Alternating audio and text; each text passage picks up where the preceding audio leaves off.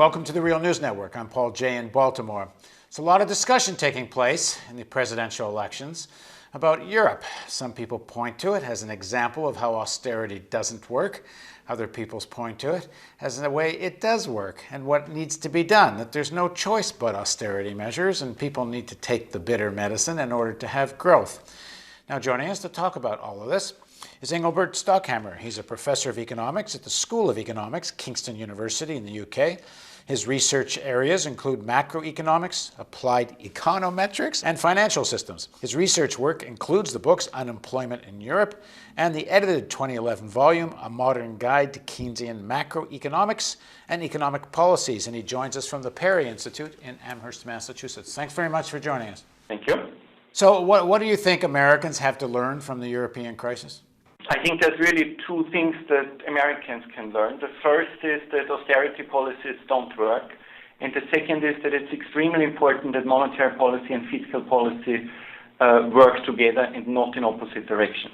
Now let me elaborate briefly on the first one, that austerity policies don't work. The matter of the fact is that European economies actually didn't have much of a debt problem prior to the crisis. After 2008 and 2009, when the sovereign debt crisis in Europe started, government debt levels started increasing sharply. Now, countries like Greece have had 3 years or more of austerity policies, and not only has GDP been declining by more than 15% and real wages been falling, it is also the government debt has not fallen, but it has increased further. But even if you look closer to the US, if you look at Great Britain, which is not part of the euro crisis, Great Britain has had one of the most aggressive austerity programs outside Southern Europe, and the economy has essentially flatlined. And again, it's not only that GDP growth, economic growth is not getting active again, it is also the government debt is not increasing. The second thing that Americans can learn is that it's very important that fiscal policy, that is government expenditures, as well as monetary policy, that is central bank policy, work in the same direction. Now, to some extent, for some time that has happened in the US, but in Europe, the policy mix has been particularly dysfunctional in the sense that the European Central Bank has not given the necessary support to peripheral European countries, and that has made the crisis a lot worse than it would have to be. Well, if you go to the argument taking place on austerity in the presidential elections, although both of the main candidates buy into the idea that after this election there'll have to be a massive takedown or reduction of the American debt, so they both kind of agree with a certain amount of austerity, but certainly Romney is for a more extreme version of that.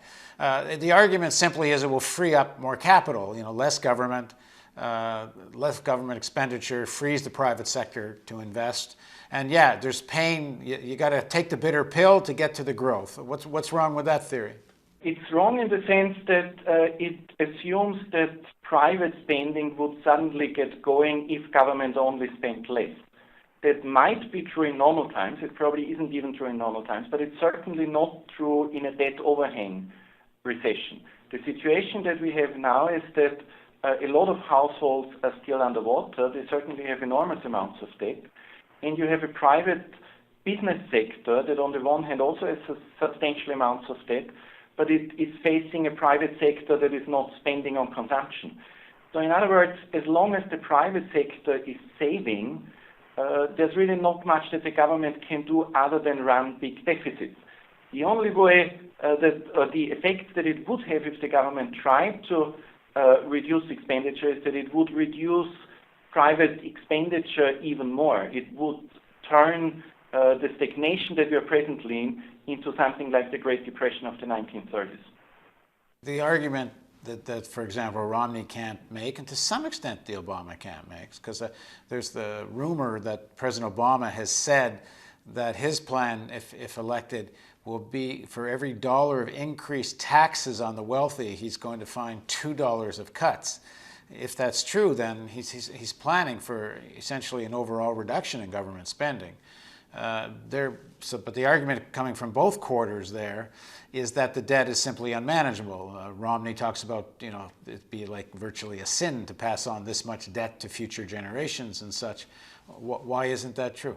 It ignores that we are talking about the national economy, and in a national economy, certain accounting identities have to hold. In other words, if the private sector is saving a lot, there are some other units that have to run a deficit. One sector's surpluses have to be another sector's deficit. Therefore, as long as the private sector is not spending, there's no way that the government can reduce its deficit. Well, this point of view is certainly well known to European leaders and people heading up the European Central Bank, and certainly the German political and financial leaders. They don't seem to agree with this. They seem quite committed to this path of austerity, and there seems to be no compromise towards Greece or Spain or some of the other peripheral countries. Why do you think they don't get this? Because the logic of what you're seeing seems fairly obvious. It is a very good question why they are not getting it, and indeed it's a very painful question, issue for Europe. It is the case that European economic policy has for a long time now been in a very neoliberal mindset. It's a neoliberal, if you want, monetarist mindset, in the sense that European economic policies have at its very core been determined to reduce government activities. I mean, the Maastricht criteria and the Growth and Stability Pact had as one of their key conditions an upper limit on government expenditure and on government debt. So the assumption was that it was the public sector that created economic instability. Now, in fact, it was the private sector that created economic instability. European economic policies were also neoliberal in the sense that they supported capital flows across Europe. What we did end up with was property bubbles in peripheral Europe, in the southern European countries and in Ireland. These property bubbles and asset price bubbles were fueled, among other things, by massive capital inflows from the central countries. And on the other hand, you had countries like Germany and Austria that developed an export-led growth model. So instead of creating a growth model where wages would grow enough such that people could finance consumption expenditure out of it, there was really two growth models. One growth model essentially operated via rising house prices and higher household debt, meaning it was a debt-led growth model. And on the other hand, you have the Germanic model that essentially accepted a flatlining domestic demand and created GDP growth via export surplus. And this is essentially what you're saying is wages were either stagnant or it sometimes even went down a little bit. German aggregate demand in the decade prior to the crisis was essentially flat internally. There's been studies that show that more than 3/4 of all growth in Germany in the decade prior to the crisis was driven by export surpluses. It is only in the crisis itself that Germany started to have a good growth performance, and that to a significant extent has to do on the one hand with the fact that they had a fairly flexible program of shortening working hours during the recession, and the fact that they are, in their export orientation, happen to be focused on the growth markets, which is the Asian markets and China. And they seem to be putting, if the export model is their hope, and they've kind of more or less wiped out or destroyed demand in the peripheral countries of Europe, which were the big customers for German products particularly. So they're putting all their eggs in the Asian, Chinese, Indian basket. That is what they're presently doing. For a long time, the export surpluses for Germany essentially came from the euro area. Germany is still doing most of its trade within the euro area, so whatever happens in the euro area does matter a great deal for Germany. But yes, Germany is increasingly orienting towards Asia, and Germany is essentially now recommending its own growth model to the other European countries. But don't forget that the euro area overall is a relatively closed economic system. So in other words, one country's export surplus is within the euro area and another country's deficit. Therefore, logically, it just doesn't make sense to try to implement the German model in the euro area overall. All right, so the guys running this policy are not fools. And if you, from what I've been told by economists I've talked to, the market in Asia is not nearly, it's a lot of people, but in terms of real aggregate demand, it doesn't deal anything close to what either the American or European consumer market was. So where does all this lead? It is certainly the case that in terms of volume, these markets are in no position to substitute for American or European markets. But in terms of growth rates, they were the main areas to which you could have export growth. And so it may be terrible for European and American workers, but in terms of if you're a financier or a holder of lots of capital in either Europe or North America, does this work as a strategy? That's what I was trying to say. It will work for a short time, but not in the long term. In the long term, if an economy wants to grow, you have to make sure that domestic expenditures are also growing. And that, at the very core, requires that consumption expenditures are growing. Now, there's essentially two ways that you can do that, and only one of them is sustainable. The sustainable way is that you have wage growth in line with GDP growth, and thus you can have a stable growth of consumption expenditures.